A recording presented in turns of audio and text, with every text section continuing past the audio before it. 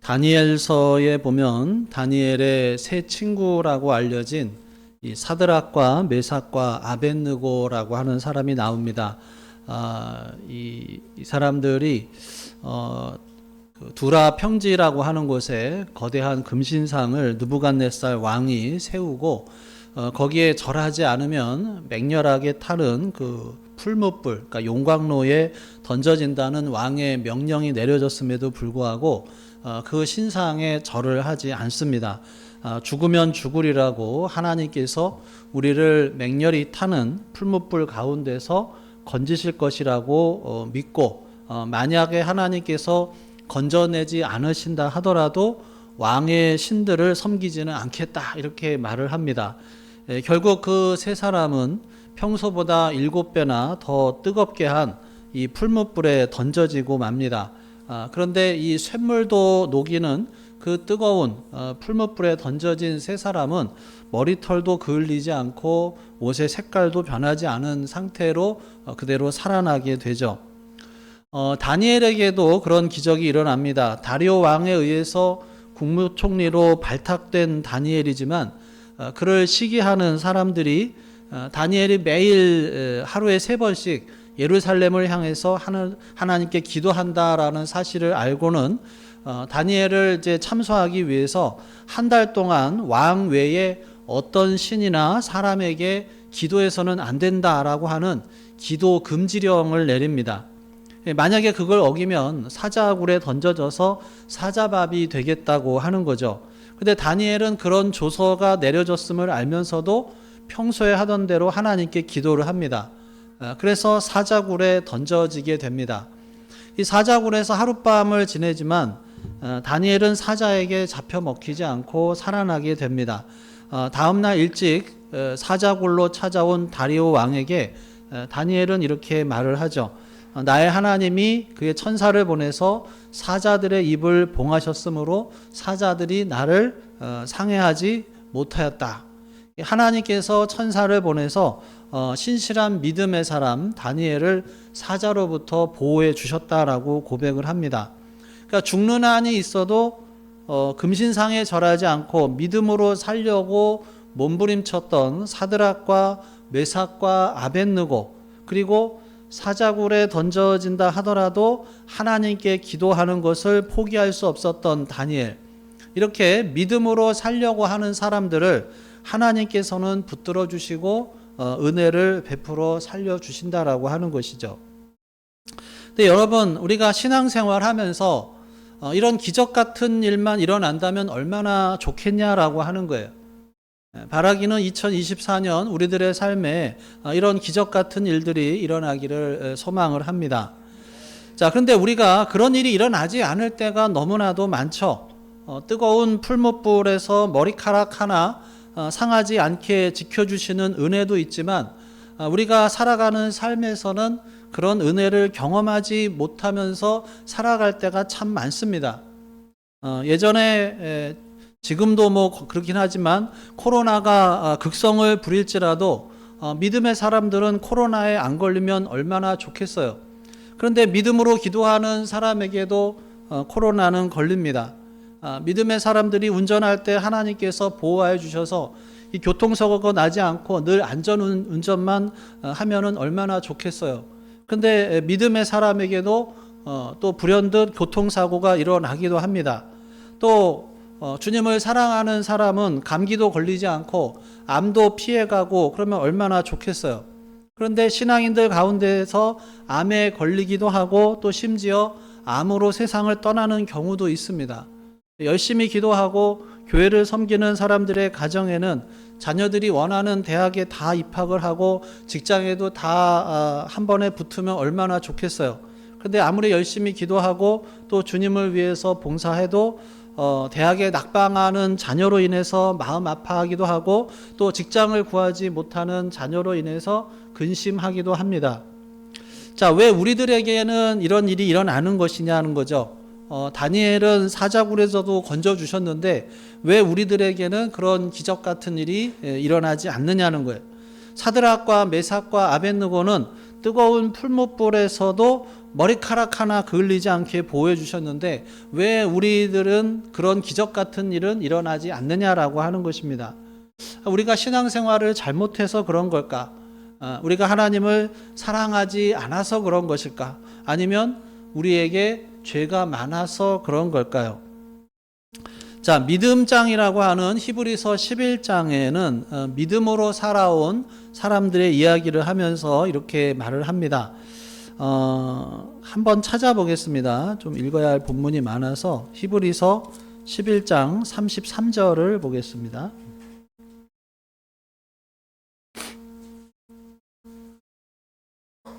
신약성경 366쪽입니다. 히브리서 11장 33절 같이 읽겠습니다. 시작. 그들은 믿음으로 나라들을 이기기도 하며 의를 행하기도 하며 약속을 받기도 하며 사자들의 입을 막기도 하며. 자, 여기서 사자의 입을 막았다는 말씀은 다니엘의 이야기를 하고 있는 것이죠. 자, 그 다음에 이제 34절 읽겠습니다. 시작. 불의 세력을 멸하기도 하며 칼날을 피하기도 하며 연약한 가운데서 강하게 되기도 하며 전쟁에 용감하게 되어 이방 사람들의 진을 물리치기도 하며. 자, 여기서 불의 세력을 멸하기도 하며, 이 말씀은 사드락과 메삭과 아벳느고가 불에 타지 않고 살아난 이야기를 하고 있는 것입니다. 그것만이 아니죠. 칼날을 피하고 연약한 가운데서 강하게 되고 전쟁에서 용감해서 적의 진을 물리쳤다. 이 얼마나 강한 역사냐는 거예요. 믿음으로 살았던 사람들이 그렇게 하나님의 도우심으로 칼날 앞에서 승리했다라고 하는 거예요. 자, 그런데 말씀이 거기서 끝나지 않습니다. 이어서 이렇게 말씀하죠. 35절 읽겠습니다. 시작.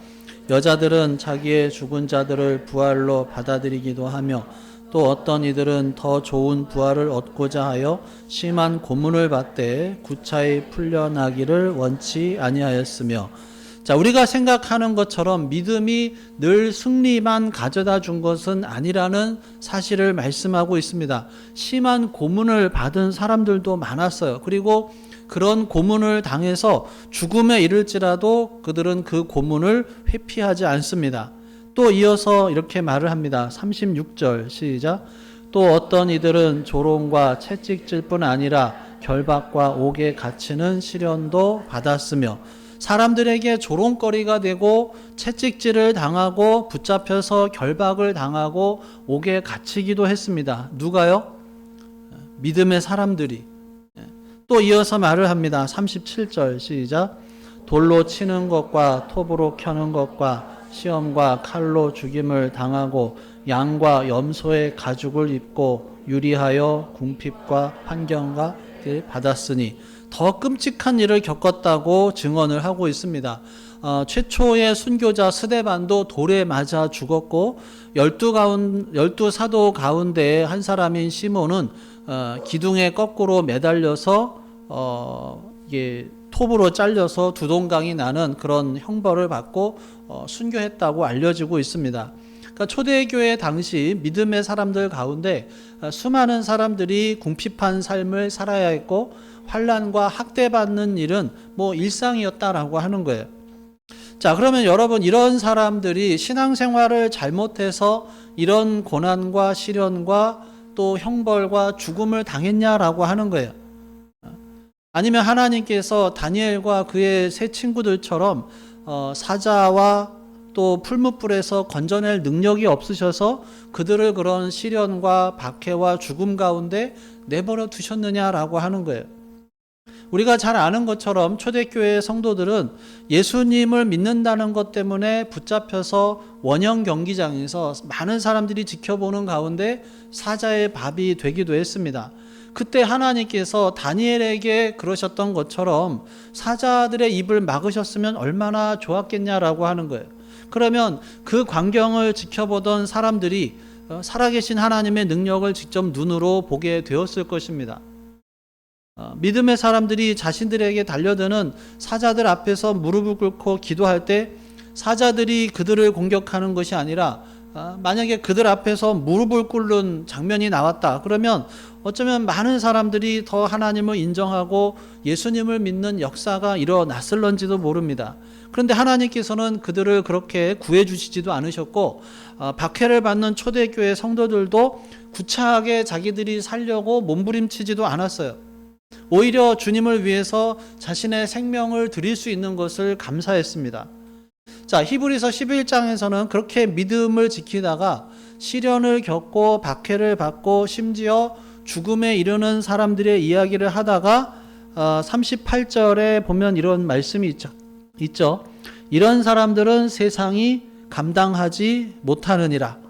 이런 사람을 세상이 감당하지 못했다라는 말의 의미가 뭘까요? 누가 승리했다라는 이야기예요? 믿음의 사람들이 이겼다라고 하는 거예요. 고문을 당해서 죽고 조롱과 채찍질 당하고 결박돼서 감옥에 갇히고 돌로 맞아서 죽고 톱으로 켜서 몸이 두동강이 나서 죽어가는 사람들이 이 세상을 이겼다라고 하는 거예요. 여러분, 이게 어떻게 맞는 말입니까? 세상의 판단 기준으로 보면 고문하고 죽이는 사람들이 힘이 더 있는 사람들이잖아요. 채찍질을 당하는 사람보다 채찍질을 하는 사람이 더 힘이 있는 사람이에요. 죽는 사람이 아니라 죽이는 사람이 더 힘센 사람이에요. 그런데 성경은 그렇게 말하지 않습니다. 오히려 죽어간 사람들이, 그리고 시련을 당하고 핍박을 당하고 죽어간 사람들이 세상을 이겼다라고 말씀을 하고 있어요. 그 이유가 뭐냐라고 하는 것입니다.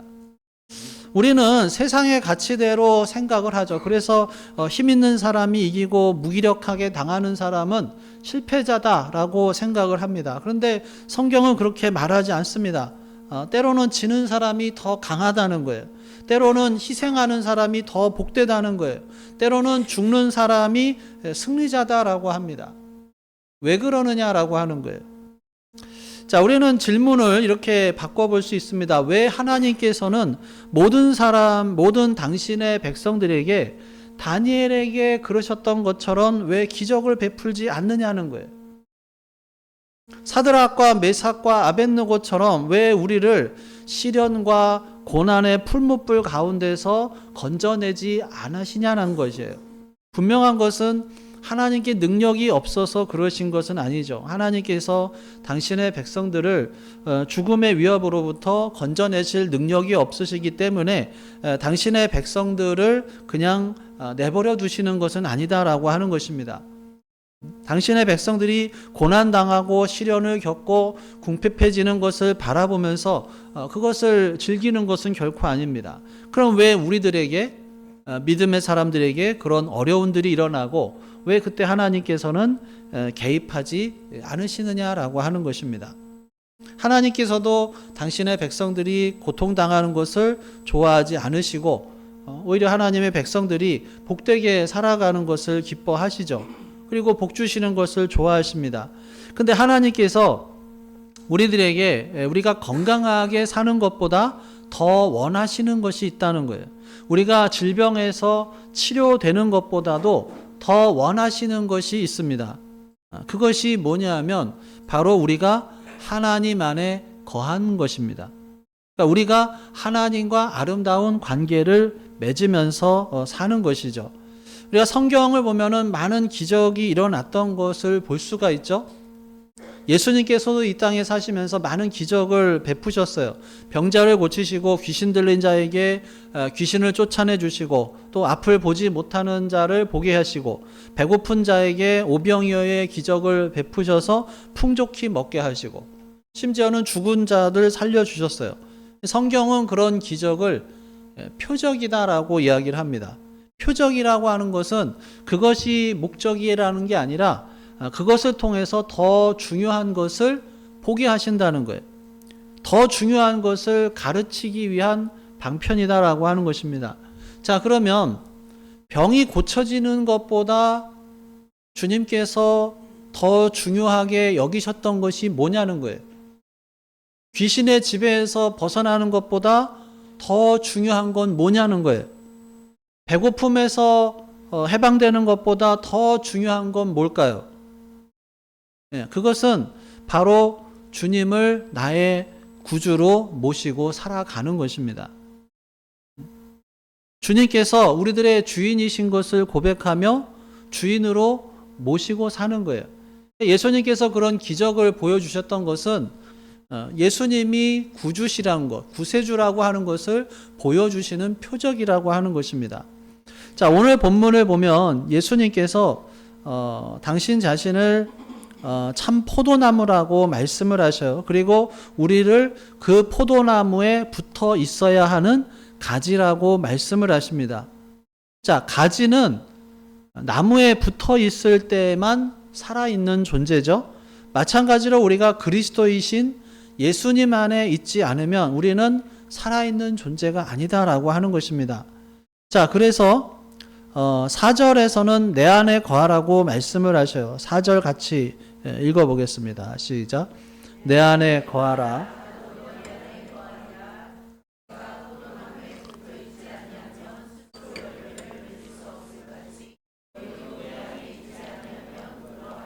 예, 우리는 그리스도 안에 거해야 하는 하나님의 사람들이다라고 하는 거예요.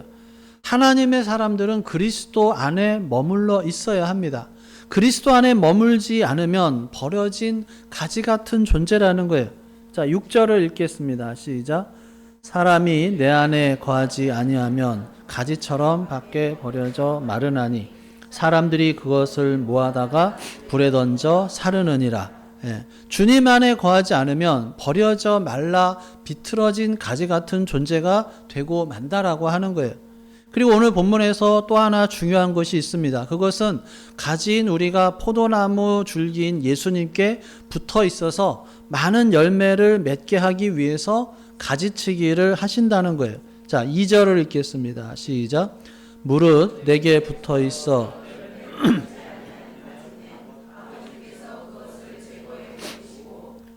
열매를 맺는 가지는 더 열매를 맺게 하기 위하여 그것을 깨끗하게 하시느니라.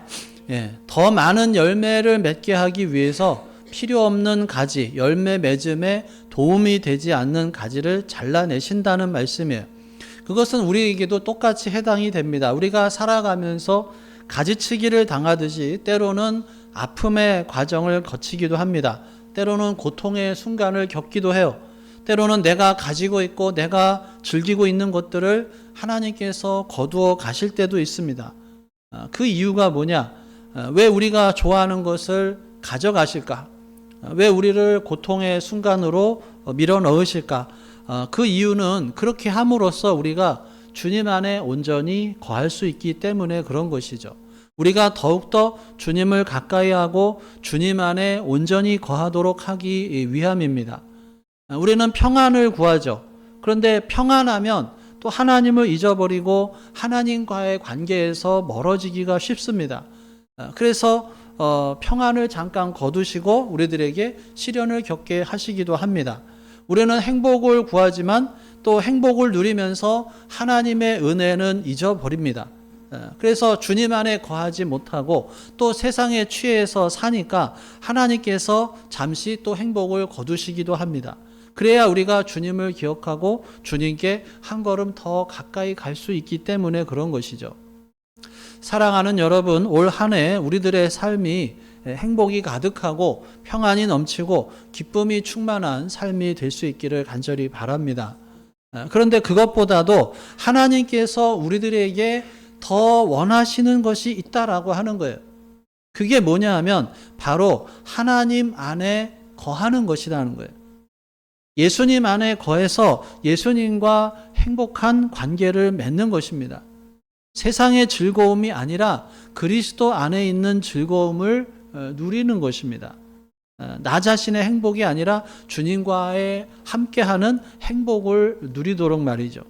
올해는 우리 모두가 주님과 더 가까워지는 그런 한 해가 되기를 간절히 바랍니다. 우리가 믿음으로 산다라고 하는 것은 주님을 가까이 하고 주님 안에 거하며 사는 것보다 행복이 없음을 알고 사는 것이죠. 주님을 가까이 하기 위해서 그리고 주님 안에 온전히 거하면서 살기 위해서 때로는 우리들에게 고난이 있어도 우리는 그 고난을 두려워하지 않는 거예요. 때로는 시련이 있을지라도 주님 안에 거하면서 살고 싶은 그런 갈망 때문에 우리가 시련 앞에서 좌절하지 않는 거예요. 내가 기도하는 것들이 내 바람대로 이루어지지 않는다 하더라도 내가 주님께 기도할 수 있고 주님께서 내 기도를 들으시는 나의 주님이시라는 사실을 알기에 낙심하지 않을 수 있는 것입니다. 올해 우리들에게 시련이 있을 수 있어요. 질병으로 힘들 수 있는데 그럴 때 하나님을 의심하는 것이 아니라 그때가 우리가 주님께 더 가까이 다가서는 그런 기회가 되고 또 내가 주님 안에 온전히 거할 수 있는 기회인 것을 잊지 않기를 간절히 바랍니다. 내게 어려움이 있는 것은 꼭 내가 잘못해서 하나님께서 징벌하시는 것이 아니죠. 하나님께서는 내가 너와 더 가까워지고 싶다라고 하는 하나님의 사인일 수도 있는 거예요. 내가 고통이 있고 시련이 있는 것은 내가 죄를 지어서가 아니라 하나님께서 하나님 안에 머물러 있으라고 하는 그런 하나님의 음성일 수 있다라고 하는 것입니다. 그 하나님 안에 거하는 것이 좋은 것을 알았기 때문에 히브리서 11장에 나오는 이 믿음의 사람들은 현재의 편안함보다도 하나님과 함께하는 내일을 위해서 믿음의 길을 갔던 사람들이다라고 하는 것이죠. 아브라함이 그랬고 모세도 그랬고 또 이름이 언급되지 않은 수많은 믿음의 선진들이 심한 고문을 받고 조롱과 채찍질을 당해도 심지어는 죽음의 순간에 이르러서도 믿음의 길을 지켜냈던 이유는 바로 그것이죠. 주님과 함께하는 삶이 가장 귀했기 때문이다라고 하는 것입니다. 사랑하는 여러분, 하나님께서는 우리의 환경이 바뀌는 것보다도 우리의 마음을 원하셔요. 우리의 마음이 변화가 돼서 주님을 온전히 나의 주인으로 모시고 살기를 원하십니다. 주님을 더 가까이 하는 믿음으로 또 주님 안에 온전히 거하는 믿음의 사람이 될 수 있기를 간절히 바랍니다. 오늘 본문 5절에 보면은 나를 떠나서는 너희가 아무것도 할 수 없습니다. 우리가 주님을 떠난 우리는 아무것도 아니다라고 하는 것이죠. 주님 품 안에 거하지 않으면 우리는 아무것도 아니다라고 하는 거예요. 그래서 주님께서 말씀하십니다. 내 안에 거하라. 이것이 우리를 향한 주님의 간절한 마음입니다.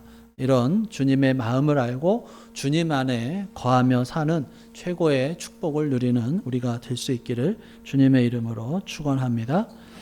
기도하겠습니다. 오늘 주신 말씀 생각하면서 함께 기도합니다. 나에게 주신 말씀이 무엇인지 또 내가 붙잡아야 할 말씀, 내가 순종해야 할 말씀이 무엇인지 우리가 주님 안에 거하기 위해서 어떻게 무엇을 실천하며 살아야 할지 다시 한번 우리 마음속에 계시는 성령 하나님의 음성에 귀를 기울여 보겠습니다.